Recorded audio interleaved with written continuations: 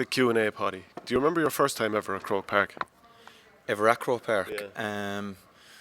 Yeah, I'd say it was in the 2001 semi-final against Wexford. Remember, it was a draw, and I think the replay was in real bad weather then. I'd say that would be my first time in Croke Park. Who's your favourite player of all time? Of all time, just out in general. Yeah. I always admired Ken McGrath. I think just because of his versatility and then he kind of played a lot of his career in the half back line, and I played a lot of my career there as kind of, he was very, I think he was what Waterford was all about, and that when they were going well there back in the early into 2000s there, mid 2000s. So I just thought he was outstanding, and he was one for the crowd, wasn't he? He got the crowd going and lifted everyone around him. So really admired him, and yeah, I'd say either him now or I have great respect for Tommy Welch and Jay Delaney as well. Probably obviously similar positions in the field. So yeah, if I have to pick one, I'd pick him. Yeah. Away from the field, what's the most unusual job you've ever had? Away from the field, how do you mean? Is it? As in, like, occupation. Did you ever work in a, wherever? Like I worked in picking strawberries one summer, for example. Not really. I worked in Dew Valley Foods picking actually bacon off a line inside. So I didn't eat meat for a whole summer after seeing what was going on. But that's probably the most unusual, I'd say, standing at a line just picking up lumps of rashers off the line.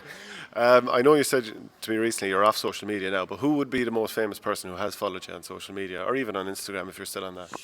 I couldn't. I don't really look down through the followers, to be honest with you. I actually don't know. Maybe I think Shane Lowry's following me on Instagram. Maybe I take that. Shane is fairly high profile in the world, isn't he, at the moment? So. Who's been your toughest opponent ever, and why? Toughest opponent? I'd have to say, actually, I think Richie Powers is probably my toughest opponent I've faced anyway. I've marked him 20 times with Kenny over the years, and he's just like he could win a high ball, he could win a low ball. Usually, more often than not, I was marking him whether he was full forward and I was full back, or he was centre forward and I was centre back. And when he wins the ball, like he was just thinking about going for goal straight away. He could be 40 yards out from goal, but he's thinking, I'm going taking you on here. Like, he'd rarely hurl outside you, So he's definitely probably one of the toughest I've marked. What team do you most like to beat? Most like to beat? Gee, there's a few. We've a lot of rivals in Tip. Yeah. Surrounded by them. Surrounded by him, yeah.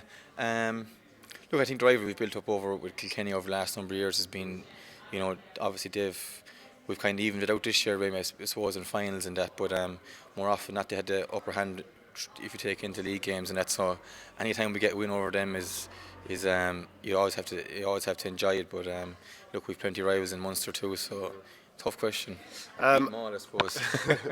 Who's been the biggest influence on your career? The biggest influence on my career, I'd have to say it's hard. That's tough. Like, obviously, my mother and father have been pushing us ever since we were younger. And I suppose I have a lot of dues to pay to everybody in Thurles as well. The nursery, the experience they gave us as we were younger. It was like Colin was the be all and end all. And with great coaches in there. So I suppose them and my schools and Thurles as well. It's very hard, because you're meeting different people at different times in your life, and they're teaching new experience or new skills, whatever. So there's a lot of people I have to pay my dues to, I suppose. What's your favourite stadium? Tough one. I like Croke Park is an unbelievable stadium, and just so enjoying playing up there. But I suppose I had to say our home place in Semble Stadium certainly has to be my favourite. What's the best atmosphere you ever played in? The All Ireland stand out, so they do. I think the day we played a Munster final in Thurles in 2009 against Waterford. Remember the year under the centenary, or there's 125 years. Yeah. So a lot of the games were played in Thurles, and I remember the atmosphere that day, and it was my first year on the panel as well. So that definitely sticks out in my mind. What's been the biggest disappointment to your career? The biggest disappointment. We've had a few of them. Obviously, a couple of the All Irelands we've lost to Kilkenny. Maybe we felt we could have. 09 obviously is a major one. I know it's my first year, but we had a great chance that year to hold out. We didn't. I suppose 09 final, and maybe the 2014 replay as well. Maybe because they're just games they were in the balance and we could have won. They could have went either way. Yeah, the two of them games stand out to mind now. What's the toughest training camp you've ever done? And I do remember talk of Bear Island in around 2012 when you Yeah. were running around doing all sorts. Yeah, we done Bear Island one weekend, and we all came back on the Saturday evening from Bear Island, and we all go play club divisional matches the following day. Sure, lads were in ribbons. That was tough because I think it was just through the night or through the day and the evening. It was kind of like an army camp.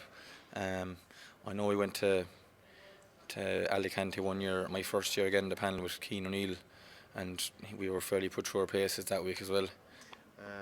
Who's the joker on the tip panel? We have a lot of them now. Actually, one of the Kildangan boys, Willie Connors, now is a fair owl. He brings a lot of energy to it now, in fairness, so he does. Bit of a mouthpiece, is he? Yeah. Well, he's able to back it up at times now, in fairness to him. He's quick in the tongue. Who's the best trainer? The best trainer, I'd say Bonner's up there anyway, definitely. I think we're lucky enough. There's a good few lads. Like, in fairness, Ronan there trains fairly hard too. Yeah, I'd probably pick Bonner. I'd say, in fairness to him now. Feed in him. Yeah, you can, of course. Best and worst dressed? Best and worst dressed. Yeah, James Barry is after retiring. Probably could go down as one of the worst dressed. Mikey Breen is up there as well as one of the worst dressed. What are we talking? Bootcut jeans here? Yeah, you could put out anything, you know. Put out anything. Best dressed then. That's a tough one.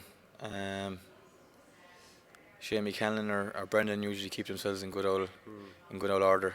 Who loves the media attention? And I suppose you can't say yourself, but you'd be in the limelight a bit. Media attention, gee, I don't know about that.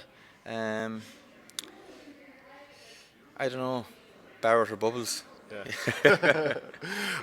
What player from another sport do you admire? Another sport. Obviously, I admire a few of the rugby boys there. Paul O'Connell and Brian O'Driscoll. You know, for what they've done over the years, and they've been through tough times and hard times. You obviously just look to someone like that. And Roy Keane was always a favourite of mine as well. And what manager, finally, from another sport do you admire? Manager. Well, I know he's getting a lot of slack lately, but Joe Smith, obviously, the last I thought you'd have to admire him the way he goes about his business. And then if I was to go anywhere, I'd probably say Pep Guardiola maybe as well. After watching the Man City documentary, I think he's fairly on the ball. Cheers, Paudie. Thanks, Shane.